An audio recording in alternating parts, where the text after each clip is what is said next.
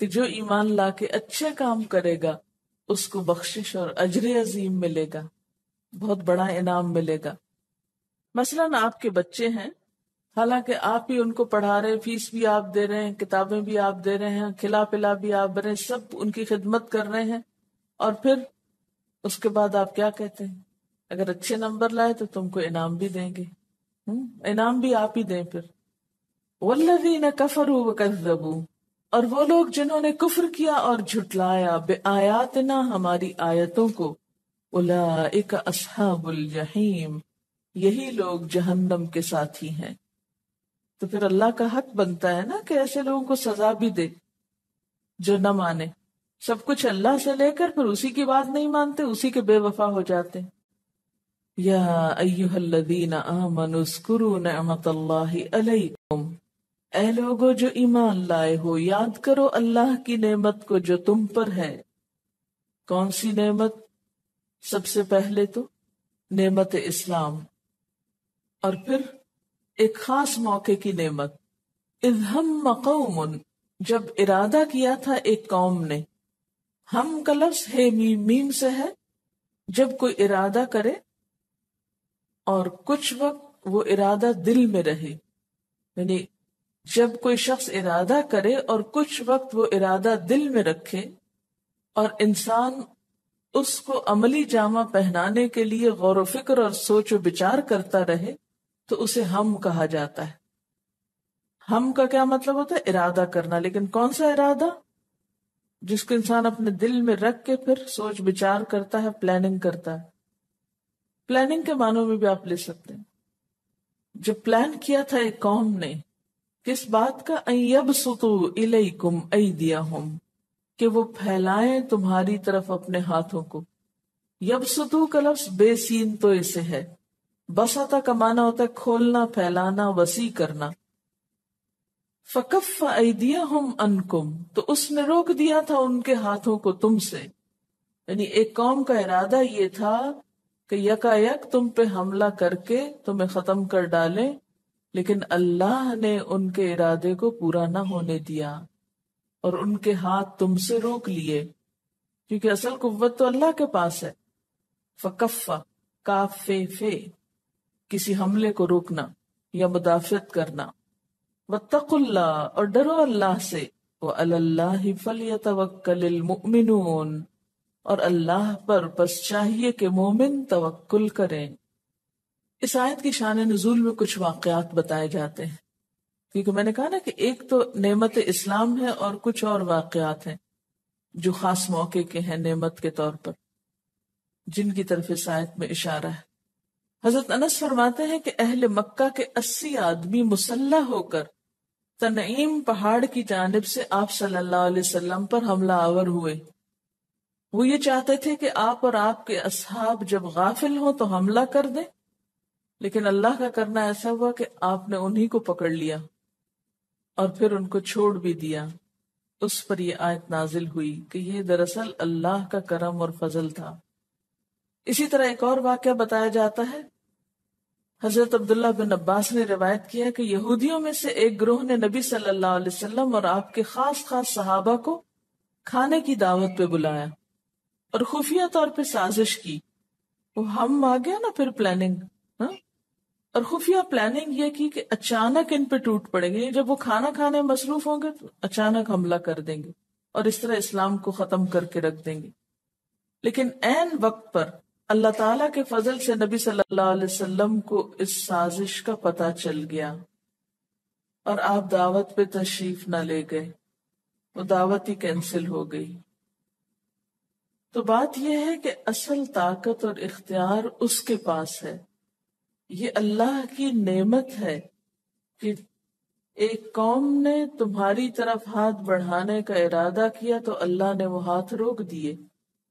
تو پھر اصل بھروسہ تو انسان کو اللہ کی ذات پہ کرنا چاہیے۔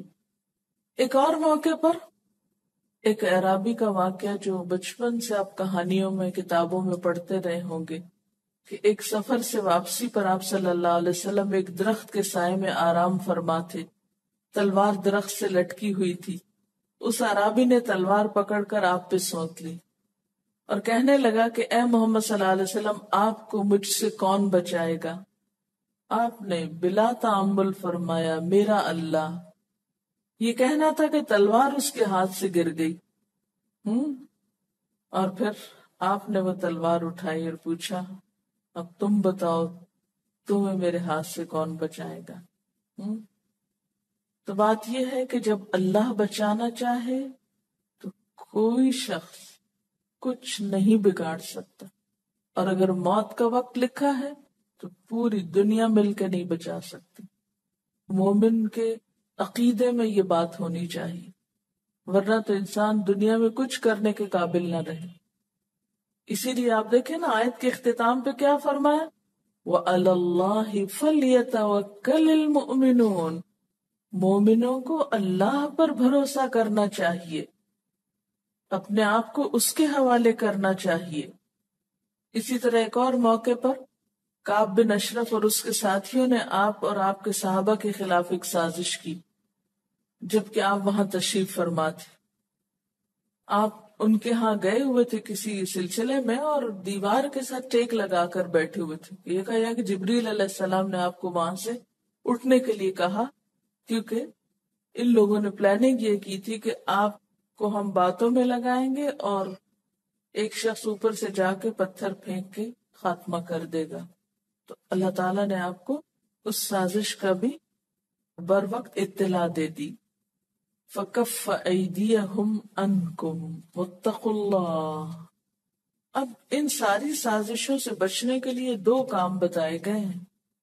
نمبر 1 وَاتَّقُوا اللَّهَ، اللہ سے ڈرتے رہو، اللہ سے تعلق قائم کرو، اور دوسرا اللہ پہ بھروسہ کرو۔ اللہ پہ بھروسہ کرنے کے لیے توکل کے لیے کیا فرمایا گیا، اعقل و توکل، یعنی اپنے طور پر احتیاط بھی کرو اور اس کے بعد معاملہ اللہ پہ چھوڑ دو۔ اس کے ساتھ ساتھ یہ ہے کہ انسان کو ایسے تمام خطرات کے موقع پر اللہ تعالی سے دعا کرنی چاہیے۔ زبردست دعا ہے اللہ اکبر، اللہ سب سے بڑا ہے، اللہ اعز، اللہ سب سے زیادہ غلبے والا ہے، عزت والا ہے، من خلقہ جمیعا، اپنی ساری مخلوق کے مقابلے میں سب سے زیادہ طاقتور، غلبہ اور عزت اس کے پاس ہے۔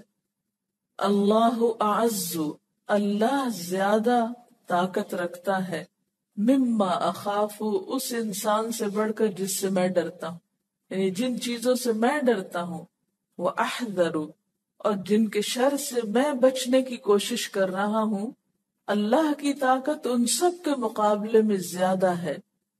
اعوذ باللہ، میں پناہ لیتا ہوں اللہ کی، الذی لا الہ الا ہو، جس کے سوا کوئی الہ نہیں، الممسک السماوات السبع، جو 7 آسمانوں کا تھامنے والا ہے، ان یقعن علی الارض، کہ وہ زمین پہ گر نہ پڑے۔